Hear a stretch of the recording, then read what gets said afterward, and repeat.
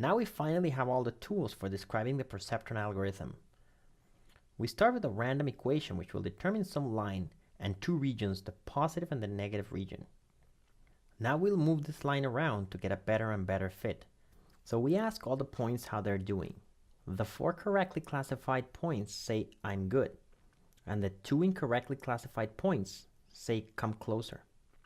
So let's listen to the point in the right and apply the trick to make the line closer to this point. So here it is. Now this point is good. Now let's listen to the point in the left. The point says come closer. We apply the trick and now the line goes closer to it. And it actually goes over it, classifying it correctly. Now every point is correctly classified and happy. So let's actually write the pseudocode for this perceptron algorithm. We start with random weights w1 up to wn and b. This gives us the equation wx plus b, the line, and the positive and negative areas.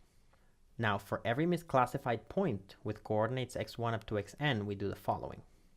If the prediction was 0, which means the point is a positive point in the negative area, then we'll update the weights as follows. For I equals 1 to n, we change wi to wi plus alpha times xi, where alpha is the learning rate. In this case, we're using 0.1. Sometimes we'll use 0.01, etc. It depends. Then we also change the bias unit to b plus alpha. That moves the line closer to the misclassified point. Now if the prediction was 1, which means a point is a negative point in the positive area, then we'll update the weights in a similar way, except we subtract instead of adding. This means for I equals 1, change wi to wi minus alpha xi, and change the bias unit b to b minus alpha. And now the line moves closer to our misclassified point.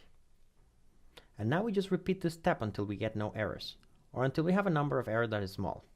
Or simply we can just say, do this step 1,000 times and stop. We'll see what are our options later in the class.